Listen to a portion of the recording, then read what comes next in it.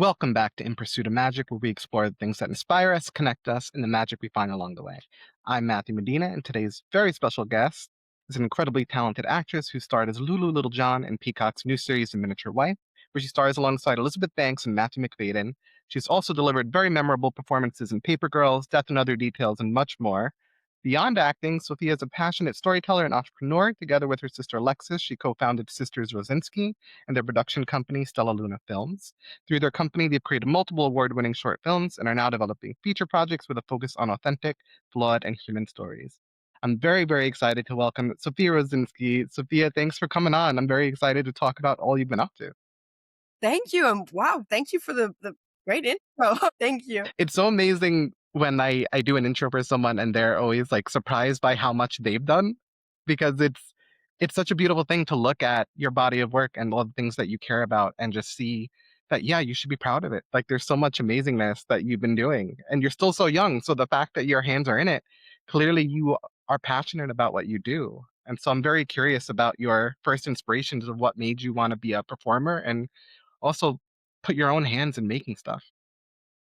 Thank you. One of my earliest inspirations is, actually my sister. She was always in love with acting, and so I think just kind of by seeing her perform is one of the biggest things that inspired me. Both of my parents had been in the film industry on different sides of it. My dad was a violinist, and my mom kind of worked every job as an actor, filmmaker, producer, writer, director, all of that. So I guess it was just sort of in the family. There was always movies on the TV and shows, and so it was just kind of it.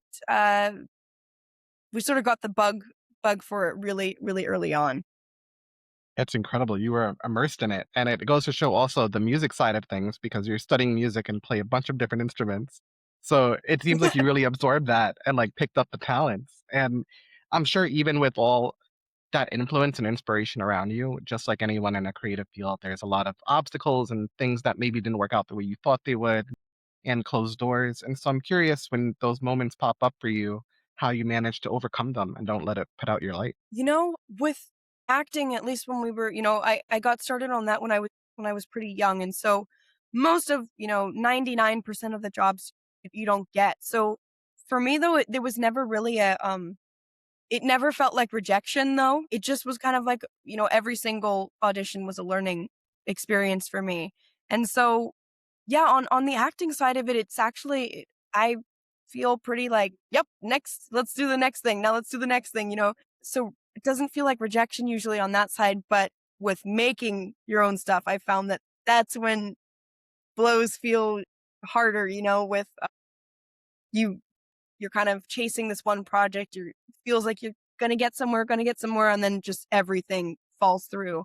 And that's where it gets kind of tough. But just kind of coming back to it is like, all right, it's a setback, but let's just keep going. You gotta keep doing it.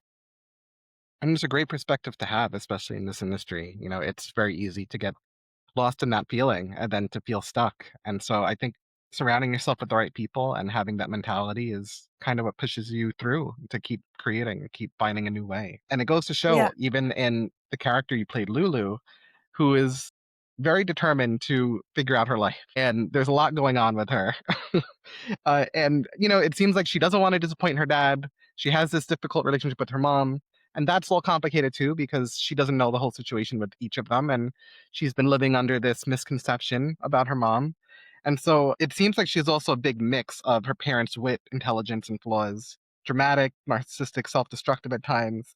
So, how did you approach building that character, especially being the daughter caught in the middle of such a chaotic mess? Well, I mean, what's so great, the writing is so amazing because even if you remove the miniaturization from the entire plot, all of the character dynamics are still so juicy and layered. So for me, just like Lulu on the page already was just like she had so much going on.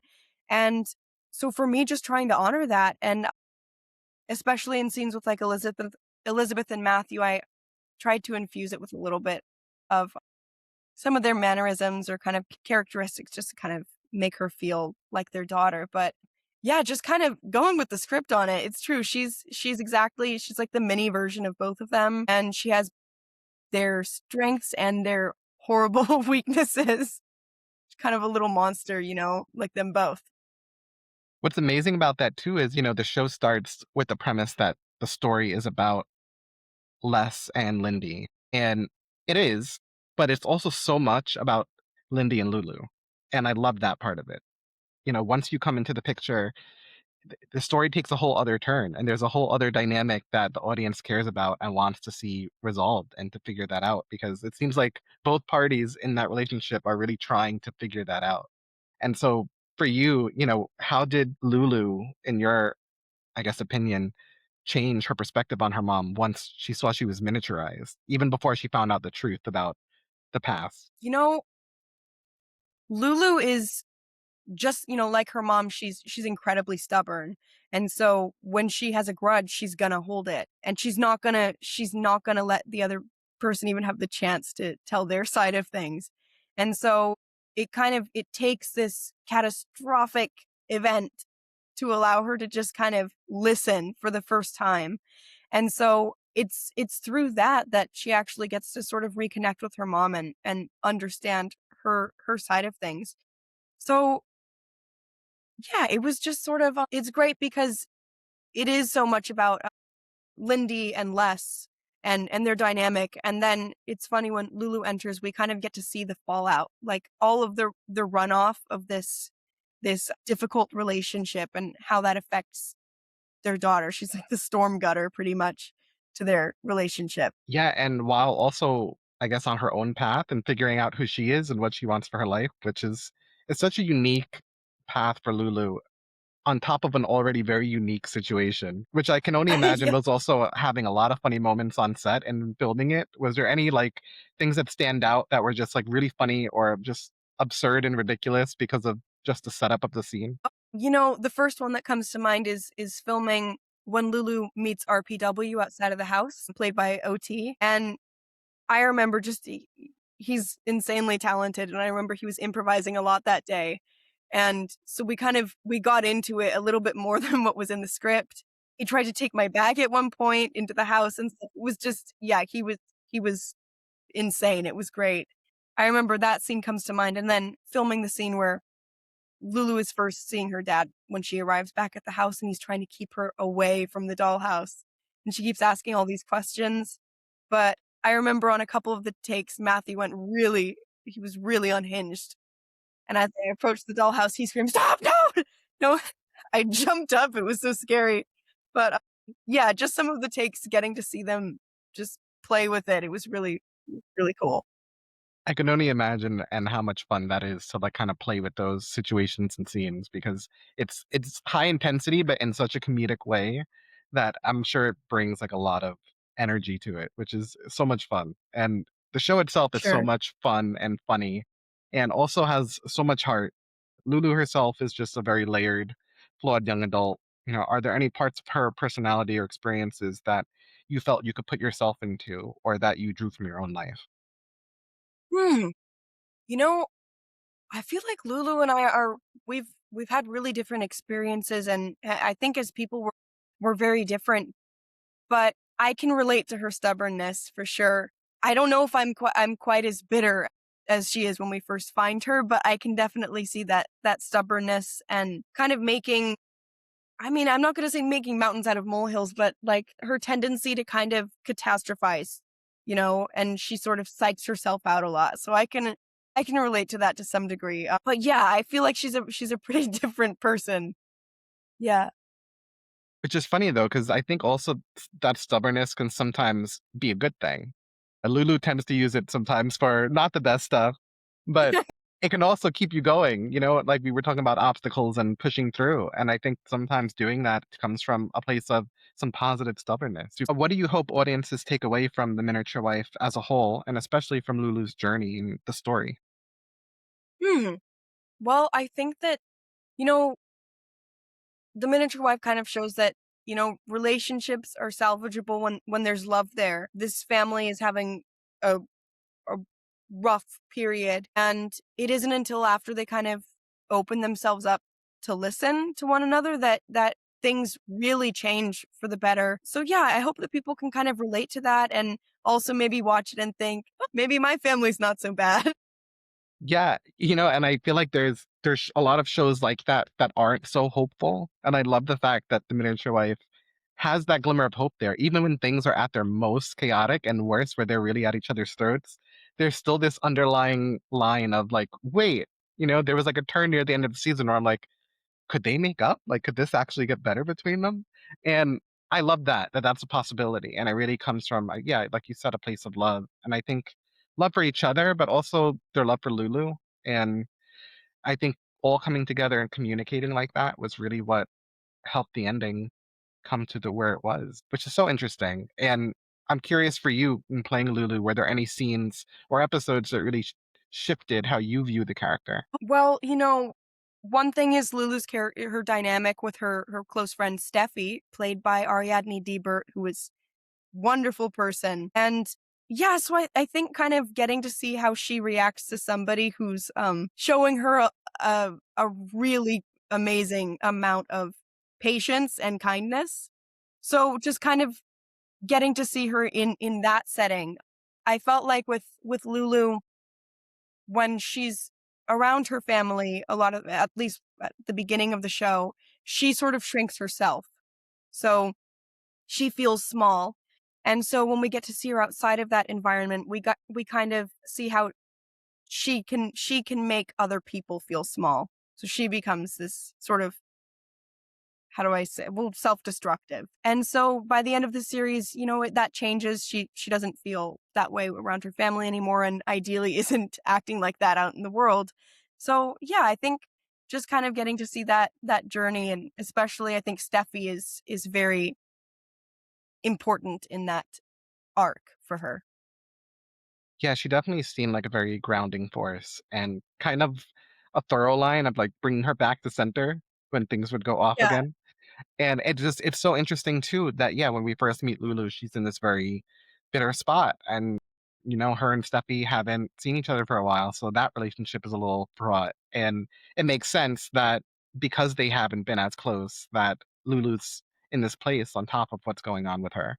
So yeah, I love how you brought up that relationship and friendship because I think it's so important to her story where there's the relationship with her mom going on, and of course, the relationship with her dad, which she has to be honest with him about school near the end. But then there's the relationship with her friend and also herself and how she's out in the world, which is also interesting too. I mean, meeting different people in that bar and kind of being called out for her behavior.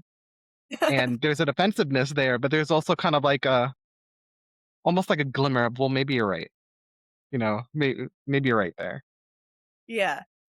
She knows when she's crossing the line, just Which doesn't is so wanna admit. funny. It's so funny too because it seems like that may partly come from her mom's big personality. Just thinking of the graduation scene and her mom kind of being happy and excited by what she said in her speech, while, her dad was like, "Oh my God, I don't know."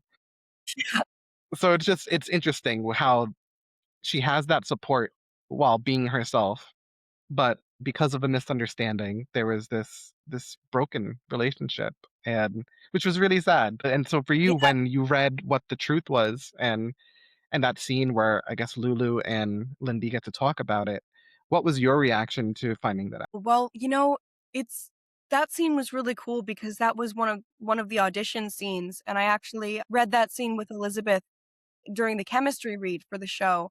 And yeah, it's really touching because, I she's so angry, and for the first time it's kind of not, how do I say, like it's so mind-blowing that she kind of is forced to drop all of the anger. So yeah, I mean, I love how that misunderstanding plays out in the show, and getting to see her, that realization, I think is very cool because it's there all along, and she may have had some suspicions here and there when she first when she read her mom's book, My Rainbow Starts with Black. I think she started to kind of, oh, maybe she's not she's not this monster that I thought that she was.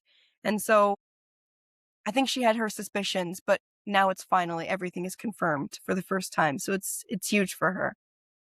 Absolutely. And I think, yeah, like you said, that's a big part of it. I mean, she didn't read her mom's book for the longest time because of that anger. So it's so interesting that again, it was her friend who was like, read the book. But her journey is just an incredible thing, and, I was so happy that she was part of that story because I think it also helped bring her parents back together and kinda put them in a situation where, they had to have that united parental front, but also understand Lulu and understand what she's going through and hear her and open their ears to each other and to her. So, just that dynamic as a whole, it was a family situation that needed to be solved and fixed.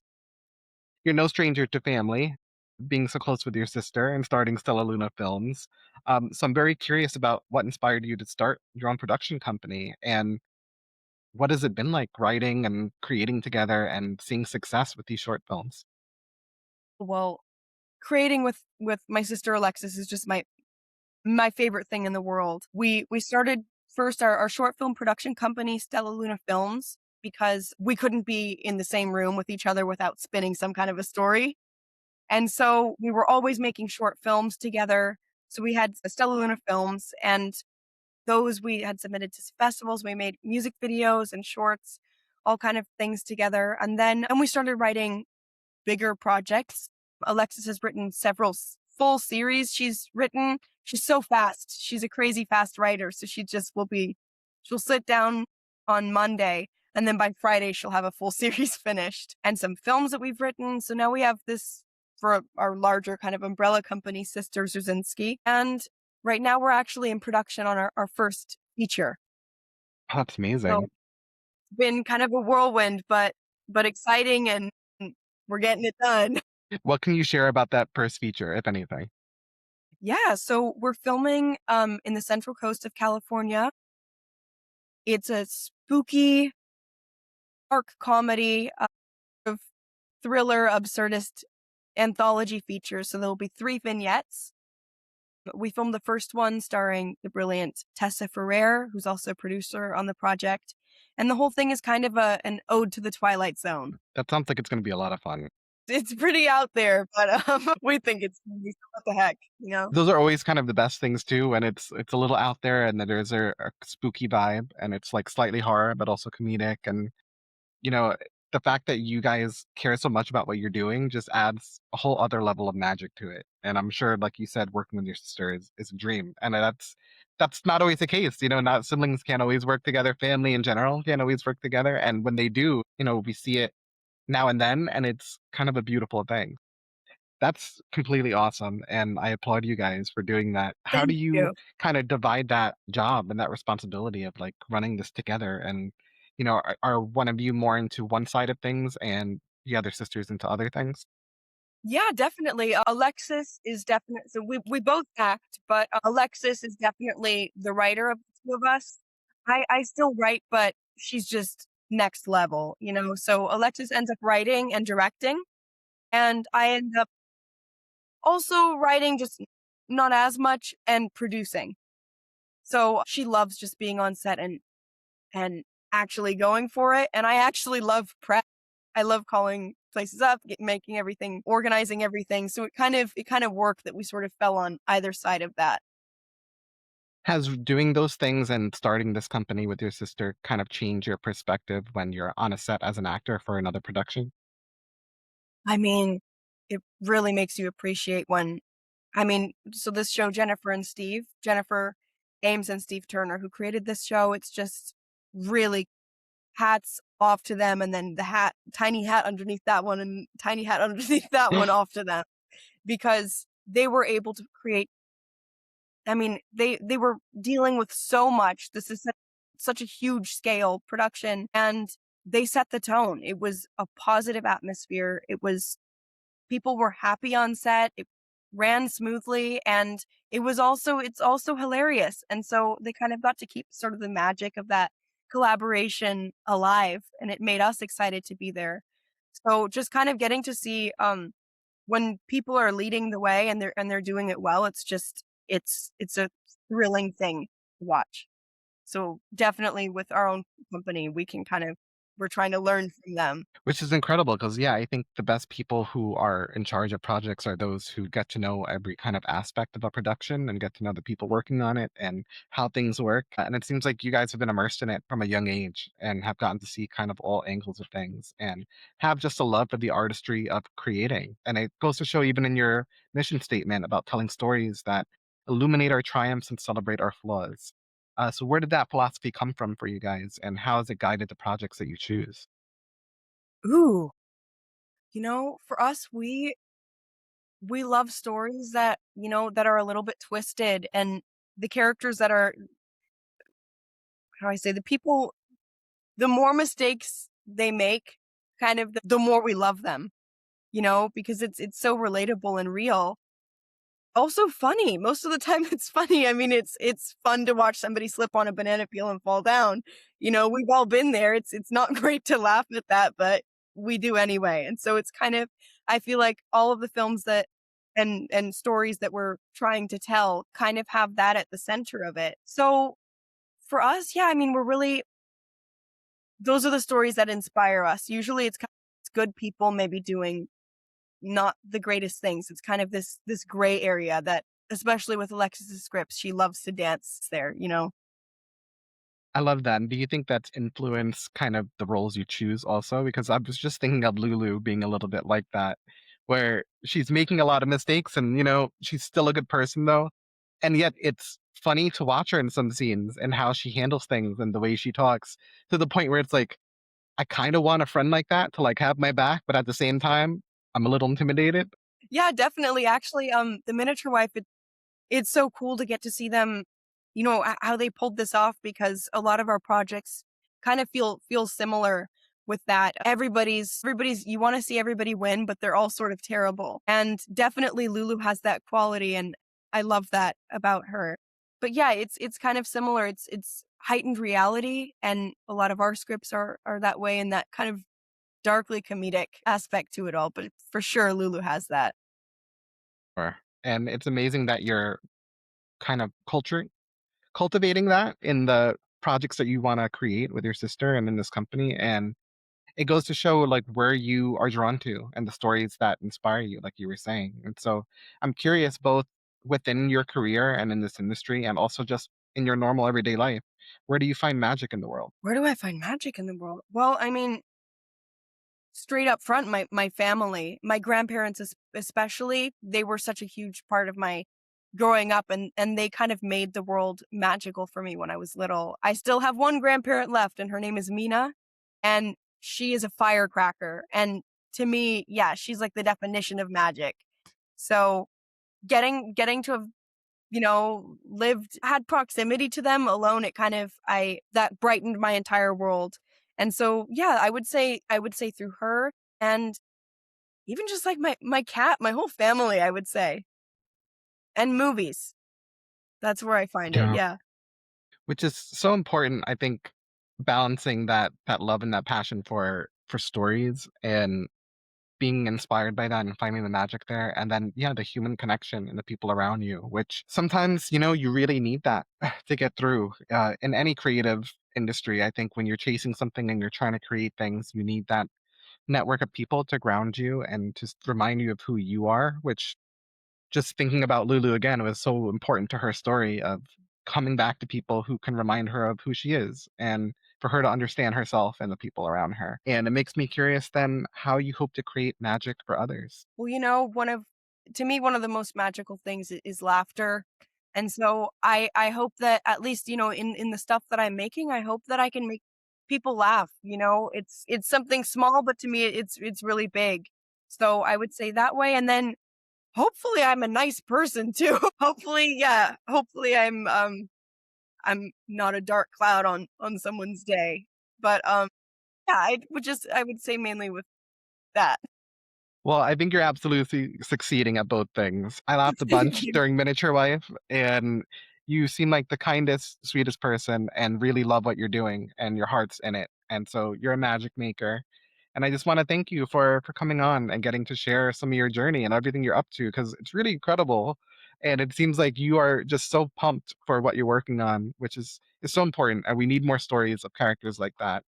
out in the world to inspire people and to also let people know that they're not alone and they're not the only ones either struggling with something or feeling flawed or feeling like they're making the wrong moves, but are actually still good people and we want to cheer for them. So I'm cheering for you and I'm just thankful that you're on. You're a magic maker.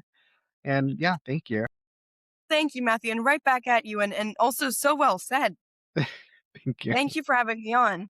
So I just want to end with asking if you would do our ending tagline. I normally say, everyone out there listening, go and do some magic. So if you could just say your name and say, everyone listening, go out there and do some magic.